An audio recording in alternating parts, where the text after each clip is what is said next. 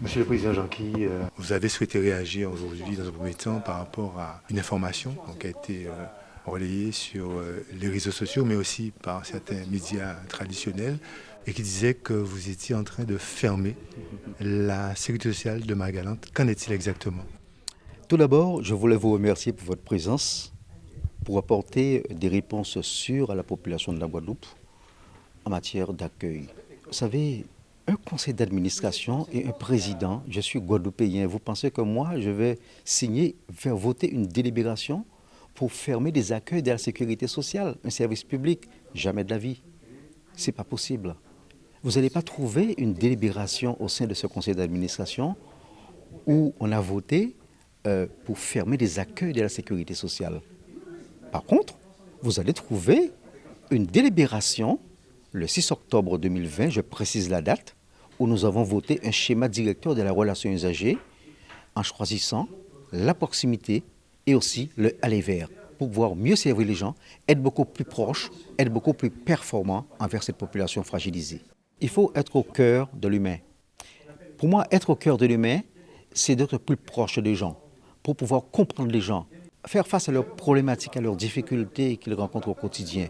Et c'est pour ces raisons que la Caisse générale de sécurité sociale, par le biais de son conseil d'administration et son président, nous mettons tout en œuvre pour satisfaire au mieux cette population. Ce qui est important, c'est de rassurer la population, et notamment nos amis de Marie-Galante. La CGSS reste présente à Marie-Galante et restera présente à Marie-Galante. Le conseil d'administration a fixé un cadre politique sur la relation d'accueil de la CGSS, et Marie-Galante reste un des points d'attache dans notre relation et dans notre politique d'accueil. Notre objectif, les principes généraux de la politique d'accueil fixés par le conseil d'administration, c'est celui d'une présence sur l'ensemble du territoire, d'être en capacité de mailler totalement le territoire, avec différents niveaux d'intervention. Le premier niveau, c'est d'avoir des sites principaux, très importants, Pointe-à-Pitre, Moule, Basse-Terre, dans lequel on aura la totalité de l'offre de services à la sécurité sociale, d'avoir des sites plus secondaires, Marie-Galante en est un, celui où on a besoin d'avoir une présence physique pérenne, avec des agents qui sont là pour servir nos usagers, et puis aussi d'avoir d'autres sites au travers des maisons France Service qui nous permettent d'être sur l'ensemble des territoires, y compris des communes dans lesquelles on n'est pas présent aujourd'hui. Vous savez, il faut aujourd'hui fonctionner en assemblage, plus précisément en maillage territorial. Nous avons signé des conventions territoriales globales, notamment avec la ville de Sainte-Rose, avec la ville de Saint-François. Le 14 septembre, nous serons sur la ville de Petit-Canal. Nous avons signé d'autres conventions territoriales globales. Donc, vous voyez, on ne fait pas seul, on ne fait pas route seul. Avec la caisse d'allocation familiale, nous faisons route ensemble aujourd'hui pour effectivement mieux servir cette population sous la protection sociale. Dans le monde de l'entreprise, nous accompagnons au mieux nos entreprises dans le développement économique. Le développement du social, nous avons un comité d'action sanitaire et sociale qui fonctionne très bien. Mais ce que je peux vous dire, c'est que nous avons un conseil d'administration exceptionnel à Guadeloupe au niveau de la Caisse générale de sécurité sociale où le paritarisme bat son plein avec l'intelligence collective. Donc, la volonté pour nous, c'est d'aller au plus près de la population, d'être plus proche, plus moderne, parce qu'on veut développer aussi l'accueil numérique. Accueil numérique qui veut dire pas moins d'humains, mais plus d'humains, puisqu'il faut accompagner les personnes vers l'utilisation du numérique et véritablement prendre en compte le besoin des usagers en matière de politique d'accueil.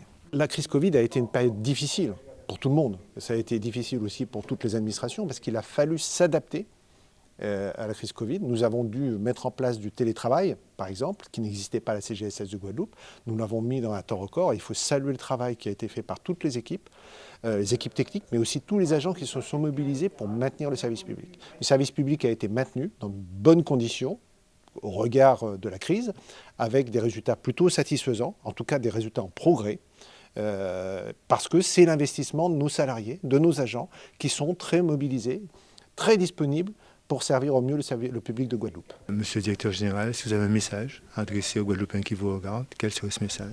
Il faut savoir que la CGSS est là pour les servir. Et que notre volonté, c'est d'avoir une CGSS qui soit plus proche, plus moderne et plus performante. Le message que moi je veux faire passer à la Guadeloupe, c'est de garder cet esprit de sagesse, de rester très pragmatique. Nous sommes sur un territoire fragile. Ne rendons pas ce territoire encore plus fragile. Mettons-nous au travail. Essayons de faire passer des informations en vérité. Et je vous remercie pour votre interview d'aujourd'hui. Cela me rassure, mais je veux aussi rassurer la population pour que nous puissions travailler main dans la main et réussir demain.